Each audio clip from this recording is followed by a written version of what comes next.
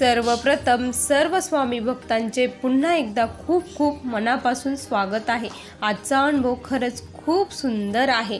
हा अनुभव सौ प्रिया तान्हाजी तांबे या ताईंचा आहे। या ताई रत्नागिरी जिल्ह्यातील रहिवासी आहे।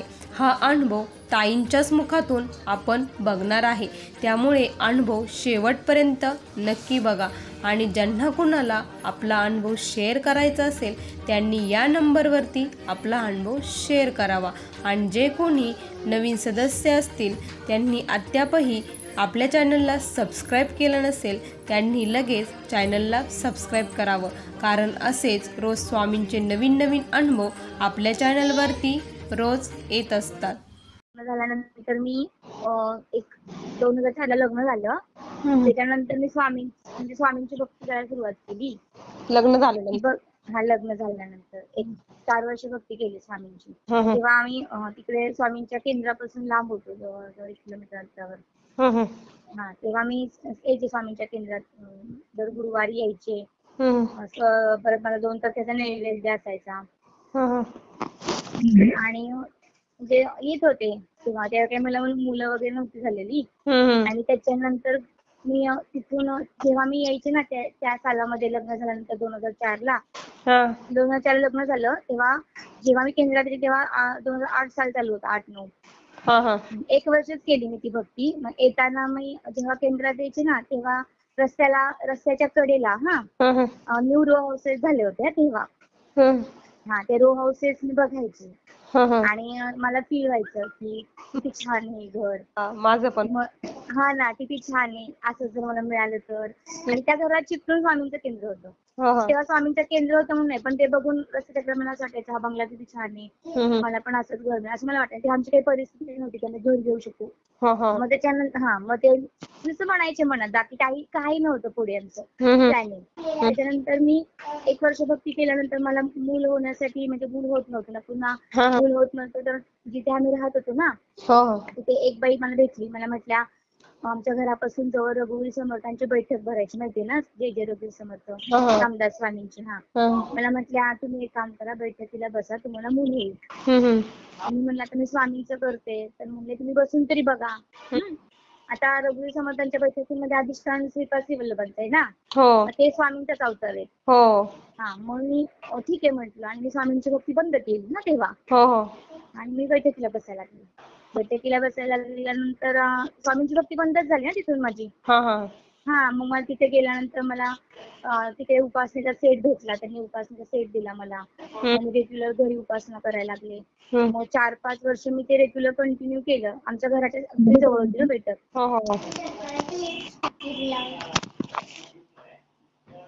त्यानंतर ताई हॅलो येतं ऐकायला? आता आवाज बोला ना। आणि उपासना करणं, बैठक करणं रुटीन माझं चालूच होतं। घरामध्ये खूप क्रिटिकल प्रॉब्लेम, म्हणजे असं नवरा बायकोचे वाद वगैरे व्हायचे, मूल होत नसायचे ना आम्हाला असं। मग ती बैठक सुरू केल्यानंतर जवळजवळ मला 6 वर्षांनी मूल राहिलं। 2016 ला राहिलं मला मूल। लग्न झालं कंप्लीट 12 वर्ष राहिलं। तर मग समर्थ कृपा समजले मी। मग मूल झाल्यानंतर त्याचं नाव पण समर्थच ठेवलं मी। 2016 ला मूल झालं, आणि जेव्हा जिथं मूल झालं ना आम्हाला, तेव्हा आमचं घर स्वतःच होतं तिकडे, बैठक होती ना तिथे। आमचा छोटासा फ्लॅट होता 3 रूमचा, आम्ही स्वतः घेतला 13 लाखाला।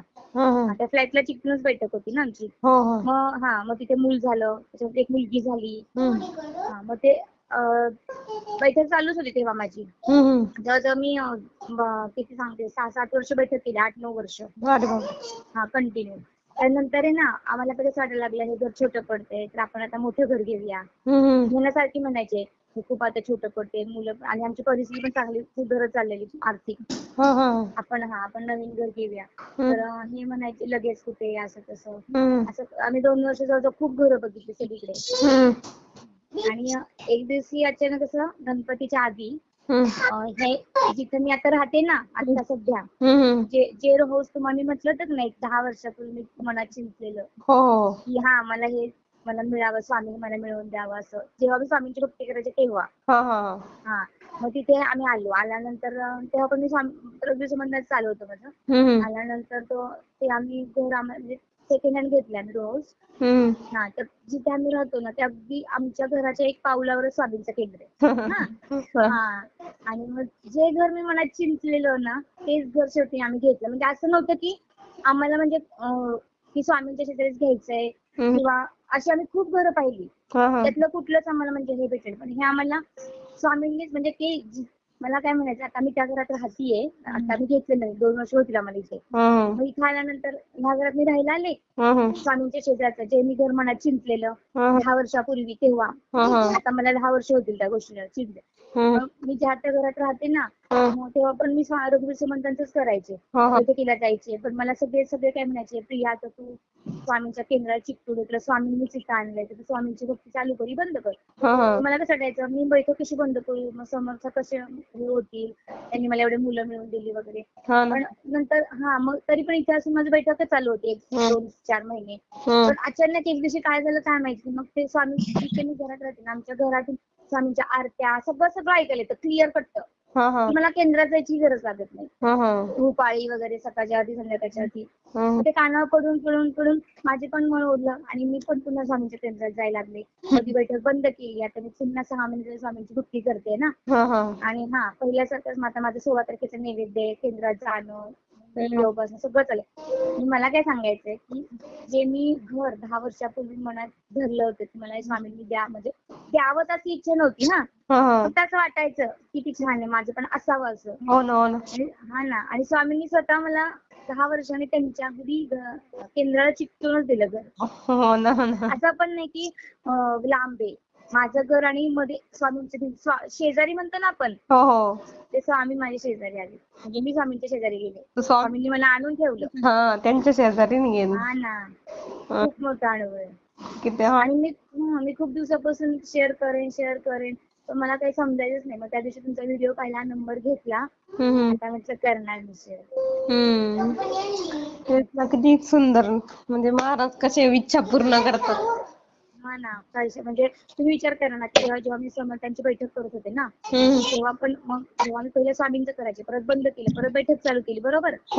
मग असं स्वामी म्हटले नाही की हिने माझी भक्ती बंद केली, बैठक केली. पण तरी स्वामी म्हणतात ना, उपकार ठेवत नाही भक्तीचे. आणि ते करत होतं ती त्यांच्यापर्यंत, कुठल्या देवतेची केली तरी ती त्यांच्यापर्यंतच पोहोचतील. ना, त्यांच्यापर्यंत पोहोचते. आणि मेन म्हणजे कसं झालं, मी जे बैठक करायचं ते श्रीपाद वल्लभ स्वामींचाच अवतार ना. तेच ना. आणि म्हणजे मला खूप आश्चर्य वाटतं की 10 वर्ष मी 10 वर्ष बैठक करत होते, तेव्हा 10 वर्ष स्वामींची भक्ती बंद, काही नव्हतं, नाव नव्हतं तोंडात, काही नव्हतं, फक्त बैठक इथे उपासना, जय जय रघुवीर समर्थांचा. जय रघुवीर कंटिन्यू मंत्र जपत असाल ना. तेव्हा कंटिन्यू जपायचं ते मंत्र. श्रीपाद श्री वल्लभ आहे ना, असा होता, ओम श्री गुरु दत्तात्रय श्रीपाद श्री वल्लभ असा होता. महाराजांचा अवतार, महाराजांचाच अवतार. पण तुम्ही एक आश्चर्य समजा ना, की आम्ही आता जी मी घरात राहते तिथून माझ्याकडे खूप लांब येते, आम्ही पहिलं होतो तिथून मी यायचे केंद्र. स्वामींनी तेव्हा माझ्या मनातलं ऐकलं बघा ना, आणि आज मला तिथे आणून ठेवलं. आणि मेन ना, असे खूप अनुभव आहेत, खूप. म्हणजे माझे आजार पण म्हणाल, एखादा मला आजार लागला ना, मी स्वामींना नुसतं म्हणायचं की स्वामी माझे घाला, स्वामी लगेच घाला. कशा आल्या ताई स्वामींच्या सेवेत, कशा आल्या? म्हणजे पहिल्यांदा की आता म्हणताय? पहिल्यांदा सुरुवातीला असंच, म्हणजे जिथे आम्ही राहायचो ना, तेव्हा त्याच्या अगोदर म्हणजे तिथे ज्या वहिनी होत्या ना, त्या केंद्रात यायच्या. माझंच एकाचं दुसऱ्याचं बघून असंच त्यांनी सांगितलं तू येत जा. हे माझं आम्ही आमच्या ऍक्च्युअली पलटण तिकडे गाव आहे आमचं, आम्ही रत्नागिरीमध्ये बिझनेससाठी आलो होतो तेव्हा, नवीन आता मला 20 वर्ष होती. तुमचं गाव कुठलं आहे? मूळ गाव कुठलं आहे मग? आमचं मूळ गाव फलटण. फलटण का? फलटण. मग तुम्ही तुमचे मिस्टर तुम्हीच तिकडे असता का रत्नागिरी? हो, आम्ही असतो, मिस्टर वगैरे. माझे मिस्टर, आता 2 मुलं, आणि मला मूल सुद्धा होत नव्हतं. 12 वर्षाने झालं, एक मुलगा झाला, मुलगी झाली. अरे वा. माझे खूप प्रॉब्लेम, तुम्हाला सांगू, आता तर एवढा मोठा प्रॉब्लेम झाला म्हणजे पिशवीचा. डॉक्टरने म्हणजे खूप प्रॉब्लेम झाला, सगळे म्हणजे ते काढावीच लागेल, डॉक्टरही म्हणले काढावी लागेल. डॉक्टर म्हटले पिशवी काढल्याशिवाय पर्याय नाही. पण मला भीती वाटत, मला ऑपरेशन नको होतं. मी स्वामींना निवेदन दिलं, स्वामी मला ऑपरेशनची. आज स्वामींनी माझी तोही सांगत आहे, आज माझं सोनोग्राफी केली, डॉक्टर म्हणले काही नाही, एकदम व्यवस्थित. फक्त ना, म्हणजे स्वामींच्या मनापासून जे करेल ना, त्याला स्वामी खरोखर हे करतात. प्रचिती देतात म्हणजे देतात. प्रचिती देतातच. स्वामी आहेत म्हणजे फक्त दिसत नाही एवढाच फरक आहे. दिसत नाहीत. हो. आणि कुठलाही प्रसंग येऊ दे म्हणजे येतातच प्रसंग आपल्याला, असं नाही की ते येणार नाही. पण आपण असं म्हणतो नंतर प्रसंगाला मी एवढं स्वामींचं करते, मग स्वामी मला का असं दुःख दिलं, का वेळ आली. तर त्या वेळेला सुद्धा स्वामी आपल्याला कुठे नष्ट करतात साथ देतात, मी शक्ती देतात आणि मेन म्हणजे असं वाटतं की कुणीतरी शक्ती आहे आपल्या सोबत, त्यामुळे घाबरायची गरज नाही असं. हो ना. आधार आणि जिथे आम्ही राहिलो होतो ना पहिले म्हणजे ज्या फ्लॅटवर पहिले राहिलो होतो, मुलं झाली मला स्वामींचं करत नव्हते. तिथे माझी मुलं सतत आजारी असतात. मी सतत आजारी असते. सगळी कुठे आमची झाल्यावर कोण होती माझ्या मुलांना मला काही आजार नाही. तर स्वामींचं केंद्र चिकटून आहे, त्यामुळे तिथे आम्ही दररोज ते धूप आरती वगैरे होते. स्वामींना फक्त बोलायचं, स्वामी करतात. हो ना, हो ना, खूप असे प्रसंग आहेत. हो ना. खूप दिवसापासून माझ्या मनात होतं, नेमका योग आला. छान छान अनुभव आहे, सुंदर अनुभव आहे. बघा स्वामी भक्तांनो, किती सुंदर अशी प्रचिती या ताईंना स्वामींनी दिली आहे. खरंच स्वामींवरती विश्वास जर ठेवला ना, अशक्य गोष्ट शक्य होण्यासाठी वेळ लागत नाही. तुम्हाला आजचा अनुभव कसा वाटला नक्की कमेंटमध्ये कळवा. पुन्हा भेटूया अशा सुंदर अनुभवासोबत. तोपर्यंत सर्व स्वामी भक्तांना श्री स्वामी समर्थ. जय जय स्वामी समर्थ. श्री गुरुदेव दत्त.